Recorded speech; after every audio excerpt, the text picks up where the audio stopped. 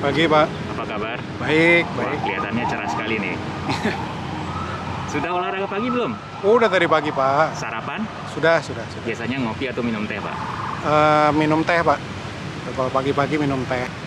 Teh dari luar negeri apa lokal ini? Lebih suka yang lokal. Begitu ya, Pak. Nah, sekarang ini lagi rame nih, Pak.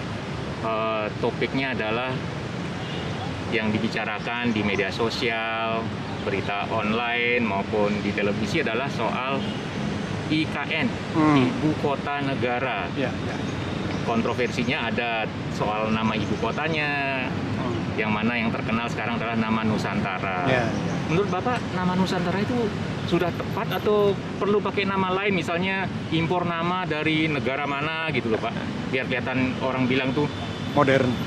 nah gimana tuh menurut Bapak? Udah bagus. Nusantara itu sudah jati diri bangsa Indonesia, karena Nusantara itu sudah ada ratusan tahun yang lalu, Pak, di Indonesia. Gitu. Itu sebutannya kalau nggak salah dari sebelum Majapahit sudah ada. Gitu. Jadi itu kan dari bahasa Sanskerta, itu artinya Nusa itu pulau, antara itu di sela-sela gitu. Jadi kira-kira di antara pulau-pulau gitu. Jadi tepat sekali untuk negara kita yang negara kepulauan ini. Lepas dari itu kemudian merepresentasikan suku tertentu gitu ya, kan ada yang mau bicara seperti itu gitu. Muncul juga soal penting tidak pentingnya ibu kota RI yang sekarang di Jakarta ini dipindahkan ke daerah lain, yaitu di Kalimantan Timur, Ya. di Penajam. Ya. Bagaimana pendapat Bapak soal pro kontra penting tidak pentingnya ibu kota RI dipindahkan oleh Pak Jokowi ini? Kalau menurut saya penting, Pak. Jadi sebenarnya kan bukan Pak Jokowi ya. Ini ide pemindahan ibu kota itu kan sejak zaman almarhum Bung Karno gitu. Jadi saat itu beliau arahnya ke Palangkaraya di Kalimantan Tengah. Ya. Nah, karena begini, Pak, ibu kota administrasi, urusan administrasi sama urusan dagang kalau bisa dipisah, Pak. Untuk sebisa mungkin gitu ya, itu menghindari bisnis transaksional gitu ya, antara penguasa dengan pengusaha gitu ya. Jadi dulu tuh ada istilah penguasaha gitu ya. Jadi dia pengusaha tapi penguasa, dan penguasa tapi juga karena temennya pengusaha tapi temennya penguasa, jadi akhirnya dia seperti jadi penguasa gitu. Jadi dipisah, dan menurut saya ini bukan hal baru di dunia, sudah banyak, Pak, negara yang memisahkan ibu kota dengan kota bisnisnya gitu ya, kayak Amerika tuh, New York, Washington, kemudian Australia, Canberra, Sydney gitu. Banyak lagi, Pak, gitu. Dan kayak Brazil tuh ibu kotanya udah pindah, namanya Brasilia. Dan yang terakhir Mesir, pindah dari Kairo, kira-kira 40 kilo, 50 kilo dari Kairo itu mereka bikin ibu kota baru, dan biayanya lebih mahal, Pak. Lebih mahal dari rencana IKN yang 400-an triliun, itu mereka biayanya 600 sekian, hampir 700 triliun gitu. Dan sampai hari ini Mesir masih belum punya nama untuk ibu kota barunya itu gitu. Jadi mereka masih mau dibilang New Kairo atau apa, mereka masih belum punya nama. Gitu. Jadi kalau ditanya penting atau enggak penting, menurut saya penting, karena kalau kita bicara jauh ke depan, 200-300 tahun ke depan, maka kita bicara ibu kota hari ini dipindah itu relevan. Karena DKI dulu, Jakarta ya, Jakarta ini kan umurnya 500 tahun, Mbak ya. Dulu mungkin penghuninya cuma ratusan ribu, sekarang sudah lebih dari 6 juta orang gitu. Sudah terlalu sesak gitu. Jadi sementara kan kota administrasi itu, ibu kota itu kan harus yang tenang, tidak terganggu dengan hal-hal yang nggak perlu gitu ya. Jadi saya rasa untuk jangka panjang sangat relevan gitu. Kan ada pro kontra nih, Pak, yang muncul belakangan ini. Ya. Bagaimana Bapak menanggapi masalah ini?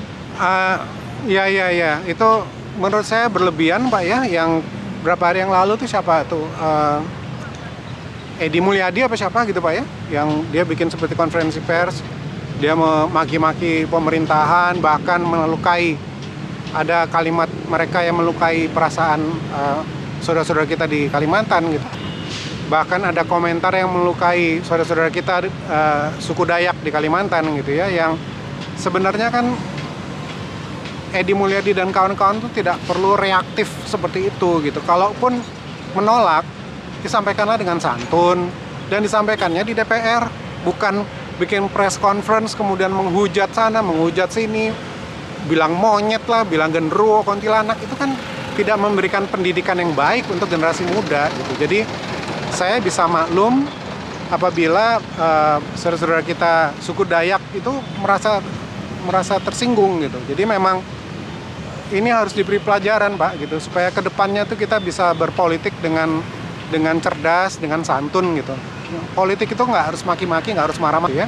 Dan sebagai politisi ya, kalau ingin dibilang politisi gitu, harusnya memberikan pendidikan yang baik gitu ya untuk masyarakat gitu. Jangan yang berlandaskan provokasi, fitnah, kemudian rasisme, sukuisme, itu sangat tidak mendidik dan sangat dangkal gitu Pak ya. Saya malu Pak gitu sebagai sesama anak bangsa gitu ya. Malu saya kalau kita masih bicara soal sukuisme dan rasisme gitu. Jadi kita tuh hidup sekali itu harus bermanfaat Pak, terutama untuk generasi penerus gitu. Jadi ya kita harus punya malu lah. Kan kita sudah sepakat gitu ya, 76 tahun gitu, bahwa kita ini bernegara, berbangsa itu berlandaskan Pancasila dengan kebinekaan tunggal ikaannya gitu. Itu yang harus dijaga Pak gitu. Jangan kita tuh merasa pintar gitu ya, terus mau merubah tatanan yang sudah berlangsung selama 76 tahun lebih. Bayangkan Pak, Uni Soviet bubar itu 72 tahun. Kita sudah 76 tahun dan insya Allah sampai 1000 tahun ke depan Republik Indonesia masih ada, berlandaskan Pancasila. Jadi janganlah ini paham-paham dari luar nih yang baru-baru masuk ini kemudian meracuni pikiran-pikiran kita gitu. Dosa kita sama generasi terdahulu dan generasi penerus gitu. Selain soal kontroversi tadi yang Bapak sebutkan tadi, pro kontra segala macam, muncul pula pro kontra soal siapa yang akan menjadi katakanlah gubernur atau lebih tepatnya mungkin kepala otorita untuk ibu kota RI yang baru. Kan beberapa nama muncul nih Pak, ada Aswar Anas, ada Bambang Brojonegoro, kemudian nama Ahok, Basuki Cahayapurnama itu. Bagaimana menurut Bapak tentang kebijakan Pak Jokowi nanti ketika akan menunjuk kepala otorita untuk IKN ini? Jadi kalau menurut saya Pak ya, kalau saya nggak salah, itu kan hak prerogatif presiden untuk menunjuk kepala otorita nanti ya. Saya nggak tahu sebutannya apa, mungkin kepala otorita seperti Batam dulu ya. Itu hak prerogatif presiden. Jadi siapapun yang ditunjuk sama presiden, kita nggak usah tidak perlu berkomentar apa-apa, karena kita juga nggak lebih tahu dari presiden. Dan saya rasa presiden juga sudah memutuskan atas dasar pemikiran yang matang dengan masukan-masukan yang lengkap gitu ya, dan tidak hanya satu nama, tuh ada beberapa nama gitu. Jadi kita jangan terlalu genit gitu untuk selalu mempermasalahkan hal-hal kecil gitu yang nggak penting. Sementara ada hal besar yang lebih penting lagi yang harus kita pikirkan bersama, yaitu apa?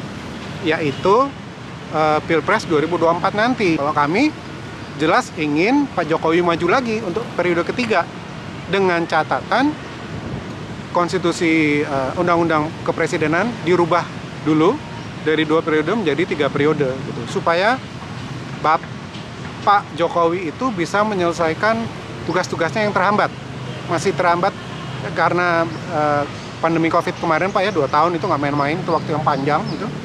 Jadi masih banyak yang harus diselesaikan. Nah, dalam konteks ibu kota Nusantara Pak, kami berkeyakinan kalau Pak Jokowi tidak lanjut menjadi presiden di periode ketiga, kami tidak terlalu yakin bahwa ibu kota ini bisa terwujud gitu. Jadi ini juga bagian dari tanggung jawab pemerintah hari ini, harus menyelesaikan itu. Karena kalau tidak, maka itu akan menjadi kisah lama lagi seperti zaman Bung Karno dulu, ketika beliau baru mau menancapkan fondasi di Palangkaraya. Itu sudah ada Pak sebenarnya. Jadi kalau saya nggak salah itu ada teknisi dari Soviet atau Rusia waktu itu yang sudah bikin jalan, sudah bikin calon ibu kotanya, tapi karena kemudian peristiwa 1965 itu dan Bung Karno akhirnya jatuh gitu, berhenti proyek itu. Berarti sudah berhenti selama 56 tahun sampai hari ini. Nah, kalau Pak Jokowi tidak lanjut di periode ketiga nih, saya khawatir Pak, itu proyek tidak akan berjalan gitu, dan nanti akhirnya jadi seperti hutangnya administrasi Pak Jokowi ya, pemerintah Pak Jokowi terhadap bangsa Indonesia gitu. Jadi itu nanti yang sekarang sudah mulai di istilahnya tuh babat alas gitu ya, hutan udah dibabat gitu, nanti jadi hutan lagi gitu. Kan sia-sia gitu. Jadi saya rasa kok perpanjangan dari 2 periode menjadi 3 periode, bukan masa jabatan ya, tapi periodisasinya ini itu tidak salah gitu. Tidak ada salahnya, karena bukan hanya Indonesia juga yang seperti itu gitu ya, dan kita bukan mau meniru bangsa-bangsa lain gitu. Tapi bangsa lain juga ada yang sudah mengamandemen konstitusinya, kayak Mesir itu sudah 3 periode sekarang Pak, April kemarin, April 2021. Kemudian Syria itu Bashar Assad itu sekarang sudah 4 periode malah diputusnya Pak, padahal 2012 yang lalu baru 2 periode gitu. Jadi setiap negara itu kan sebenarnya kalau kita mau sederhanakan itu kan sama seperti rumah tangga Pak ya, masing-masing punya problemnya sendiri-sendiri gitu. Jadi kita nggak bisa itu istilahnya menyamaratakan semua negara hanya dengan satu sistem gitu.